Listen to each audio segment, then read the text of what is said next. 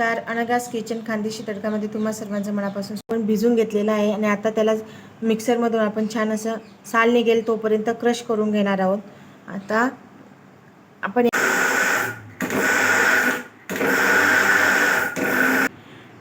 तुम्ही जेव्हा आपण गहू क्रश करतो तेव्हा मिक्सर थोड्या टायमाने चालू बंद करून असं आपण छान असे हे गहूचं साल काढून घेतलेले आहे. आता हे आपण सुपात घेऊन त्यांची साल सगळी पाखडून घेऊया.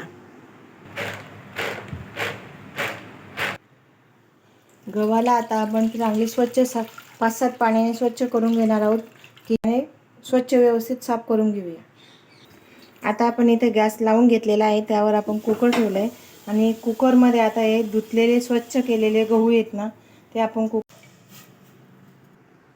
तुम्ही इथं पाहू शकता की आपण गहू असे छान स्वच्छ धुवून घेतलेले आहेत आणि गव्हांची पूर्ण साल काढून घेतलेली आहे. आता आपण यांना पाणी उकळलं त्याच्यामध्ये आपण करून घेणार आहोत. 7 ते 8 आपण शिट्ट्या इथे करून घेणार आहोत. आता आपण याच्यात स्वच्छ धुवून ॲड केलेले आहेत, त्यात आपण थोडंसं चिमूटभर मीठ घालणार आहोत.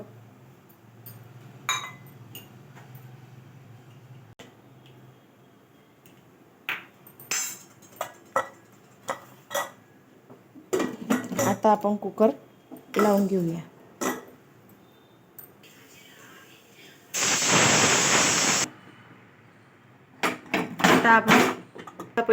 आता आपण इथे पाहू शकता की गहू आपले असे छान शिजलेले आहेत. आता आपण यांना छान खीर बनवण्याची प्रोसेस चालू करूया. आता आपण गॅस लावून घेतलेला आहे. आता त्याच्यात गव्हाची खीर बनवूया. आता आपण इथे 2 चमचे तूप घेतलेलं आहे. त्या तुपात आपण काजू बदाम जे बारीक काप केलेले आहेत त्या चारोळ्या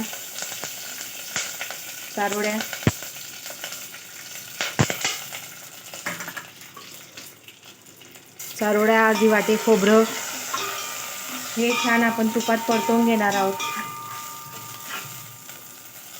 आता तुम्ही सर्व मिश्रण आपलं ते तुपात छान परतवलेले आहे. आता आपण याच्यात गव्हाचे जे शिजवलेलं आहे ते सगळं मिक्स करून घेऊया. सर्व मिश्रण एकजीव करून घेऊया. त्यात आपण 1 वाटी गूळ खिसून घेतलेला आहे तो टाकणार आहोत.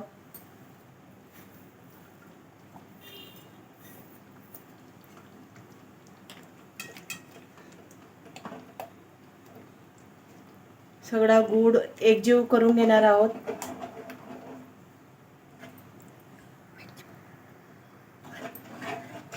त्यात आपण वेलची पावडर आणि जायफळ पूड हे दोघेही मिक्स करून घेणार आहोत वरतून.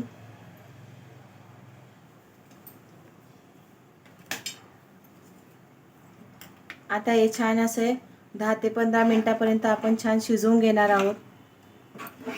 सर्व मिश्रण पूर्णपणे गार झाल्याशिवाय म्हणजे जे आपण आता खीर बनवलेली आहे ती पूर्ण खीर गार झाल्यावरच त्यात दूध मिक्स करावे, कारण जर गरम दुधात आपण त्यात दूध मिक्स केले तर दूध फाटून जाते आणि ती खीर आपली खराब होण्याची शक्यता असते. त्याच्यामुळे पूर्ण खीर तयार झाल्यानंतर पूर्ण गार करून घ्यायची आणि मग सर्व करतानाच त्याच्यामध्ये थोडं दूध घेऊन मिक्स करून आपण खाऊ शकतो. ही आमच्या जुन्या आजी आजोबांच्या काळातली पारंपरिक पद्धतीची गव्हाची खीर आहे. वर्षानुवर्षे चालत आलेली ही परंपरा आहे. नागपंचमीच्या दिवशी विशेष ह्या गव्हाची खीर, कानोले असे पदार्थ बनवले जातात. नमस्कार. आता आपण इथे कानोले तयार करणार आहोत. कानोल्यांसाठी आपण इथे कढईमध्ये पाणी घेतलेलं आहे, तुम्ही पाहू शकता. आता आपण कानोले इथे लाटून घेत आहोत. पाहू शकता आपले सर्व कानोले आता इथे आपण लाटून छानसे वाफवून घेतलेले आहेत. आता आपण यांना सुरी घालून चेक करून पाहूया की झाले आहेत का नाही.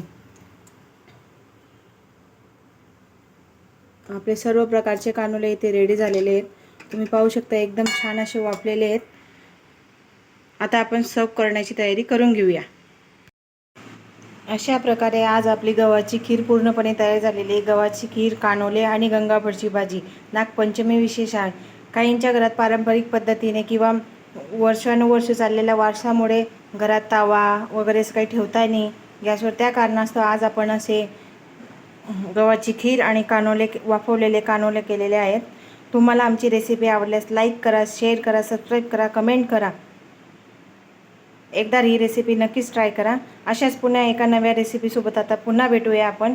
तोपर्यंत बाय.